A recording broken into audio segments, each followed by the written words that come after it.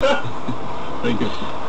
Now, I had noticed that there were signs telling everyone to lock up their trash to discourage visits from black bears that live further up in the mountains. Well, yes, I replied. I'm with the Bears Are Beautiful project. You're with the what? I could tell he was intrigued. Though not from the way I said, you're with the what? Yes, I continued, there's a group of us living up in the woods with the bears. We sit and eat with them in family groups, and we think that if we can teach bears table manners, you know, how to eat off plates and use knife and forks, then we can integrate them into society. And who knows, maybe they can then settle down and stop raiding the trash. Well, I thought I'd obviously gone a little bit too far because this was clearly ridiculous, but now the guy looked at me, all misty-eyed, and he reached out and he took me by the shoulder and he said, "Wow, that's beautiful, man." And to my horror, before I could tell him it wasn't true, he stood up on a table and turned to the assembled diners, remember, more than 300. He said, got them to quieten down. "Hey! What? Quieten down." He said, sounding a bit London. Yeah. "Hey, everybody, this guy's living up in the woods with the bears. He's teaching them that we're all on this planet together. That we have to get along." Isn't that so amazing? Bears. He's got a whole lot camper since he arrested him in the first place. Anyway, cue applause and whooping from the assembled Americans. Luckily, I could then scamper back to the SUV with all the grub and head off back down the trail, never to return to the dining hall for the rest of our stay. Never saw a bear, never taught it manners. But Simon and the crew, forgiveness please for making this stuff up for a poor trusting fellow, but particularly forgiveness from my wife, who I sent up the dark forest trail to get the food every night from then on because I was too frightened to go back in case I got questions about the Bears Are Beautiful project. And while I'm at it, I seek forgiveness for winding up the girl at car hire office as well, but that was just a minor misdemeanor.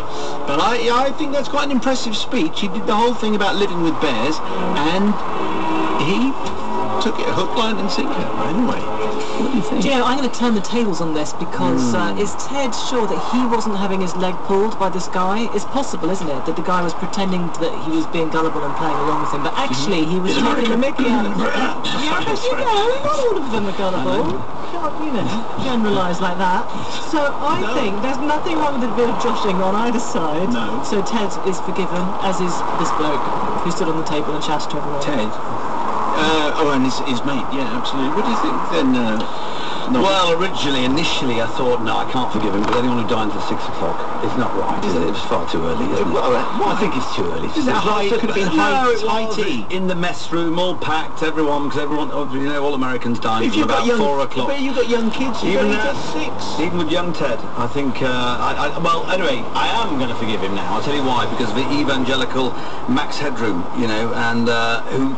I'd been taken by the hand and led away. He was taken by the shoulder, and then the man stood up and evangelised, didn't he? So I've no idea what he's talking about. Well, he said he was taken by the shoulder. The guy put his hands on his shoulders, didn't he? And he just absolutely, it was almost a evangelical moment. And for that, he must have thought, what is going on? Right, praise the Lord. It's beautiful, man. It's beautiful. I think it was more of a hippie moment, really, more than anything else.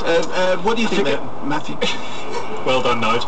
I've got a theory on this, that I think when we do all of these confessions about Americans being taken in by English people telling them porkies, that it's the English accent, which when you go to America, you see all the adverts are done with English accents when you're supposed to trust them. It's just believable. And I think that's why. I think that's why they're believing them. But however, Simon, I'm not. I think really after your week of accents in confessions, I think you will have no place to criticise Russell Crowe's accents in any movie ever, judging by what you've done this week. That's true. And on Monday, next Monday, Imelda Staunton's coming in, who's starring in Gypsy in the West End in London. Her American accent is fantastic, so I'm going to get lessons. Yeah. That's what's going to happen. But are you forgiving or not? Yeah, whatever. Probably. Carefully thought out. People's verdict, please. Do you forgive Ted? Yes or no? It's 882921. Your confessions welcome. Thanks. I have been crazy. That's just all. I have been lonely.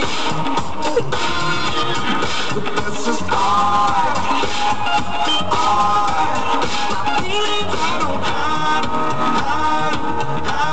Inside they keep on burning.